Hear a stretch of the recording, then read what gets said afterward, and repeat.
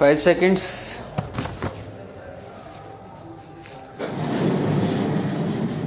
Mr. Chairman, Sir, I rise to support the demands for grants of the Ministry of Labour.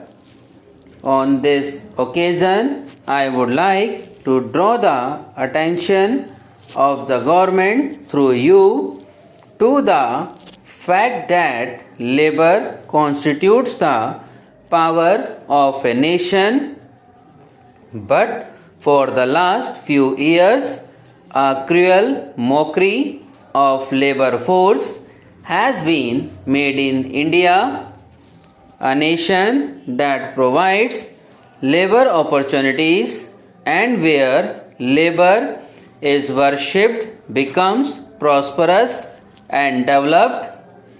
But I would like to draw the attention of the Honourable Minister to the happenings of the last few years so that the repetition thereof is avoided.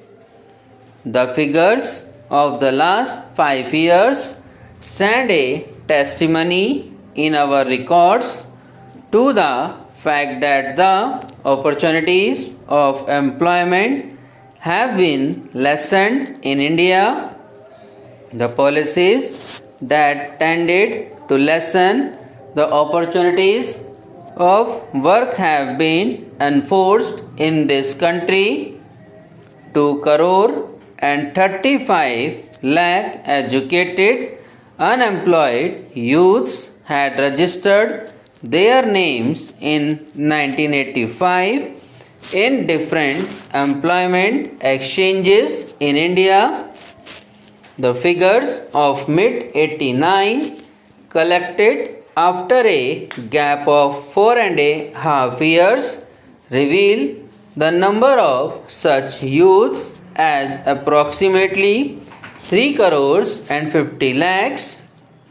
This means an increase of 1 crore and 50 lakhs in a period of 4.5 years. Yet many rural educated youths do not have access to these exchanges. The then government stated that the number of educated unemployed thus would touch 5 crores if the rural folk were also taken into account. The then government had also conceded that if rural uneducated youths were also added to this number, their number would be 10 crore youths, that is 20 crore hands, idling for want of jobs and employment. This is the direct result of the policies adopted for the last 7 years in our country. Through you, I would like to draw the attention of the government towards this problem. During the last 5 years, there has been a large-scale advent of foreign companies in India, and restriction of manual employment opportunities in the name of computerization has resulted in rampant unemployment. More than 30 crore people are living below the poverty line in India today. 1/3 of them get work for 6 months only, 2/3 of them for 7 months in a year, and only 4% of such people work for 9 months in a year. A new ray of hope has been spread amongst the youth with the assuming of office of Ministry of Labour by the Honourable Minister Shri Ram Vilas Paswan.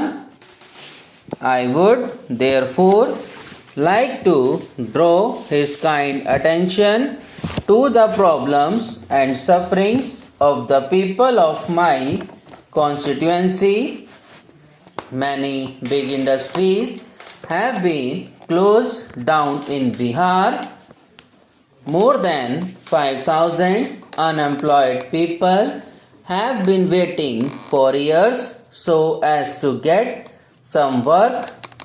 The gravity of the situation can be judged from the fact that youths have been more than 5,000 unemployed people have been waiting. The gravity of the situation can be judged from the fact that dozens of youths have committed suicide during the last 5 years. There, I had an opportunity of visiting that place recently. The mothers, I had an opportunity of visiting the mothers and sisters in the families of such persons are compelled to indulge in flesh trade in order to pacify their hunger for food. All this is happening there only due to the wrong policies adopted in the past. 18 big industries and approximately 15,000 small and medium scale industries are lying closed in Bihar. More than 25,000 other industries are on the verge of closure, and the labor force thereof has either been rendered unemployed or is on the verge of being rendered jobless. So far as the rural labor force, particularly in Bihar, is concerned, the National Rural Employment Program and Jawahar Rojgar Yojana were implemented, but there is a widespread talk about these programs in the villages of Bihar that earlier the landlords exploited the people in the villages, but another class of landlords is rising in the shape of bureaucracy that consists of overseers, block development officers, and engineers who are collectively looting the poor laborers. Now, if there is an earthwork scheme of rupees 1 lakh for which the laborers are to be paid an amount of rupees 172 per laborer, you will be surprised to know that they are actually paid rupees 70 only, and the balance amount of rupees 102 is pocketed by the bureaucrats. It is an open secret. The Honorable Minister will come to know everything about their plight if he visits the villages where the laborers do the earthwork on the roadsides, not in the capacity of a minister, but as an ordinary citizen. He will also find for himself as to how the rural laborers are being subjected to rampant exploitation, and how does the bureaucracy plunder them of their rightful earning so as to fill their own coffers. Politicians are also responsible to some extent because it is under their patronage that this act of looting the poor is being done.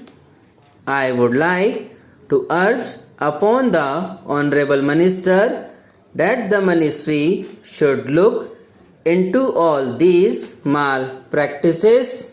Subscribe now and press the bell icon. Never miss an update.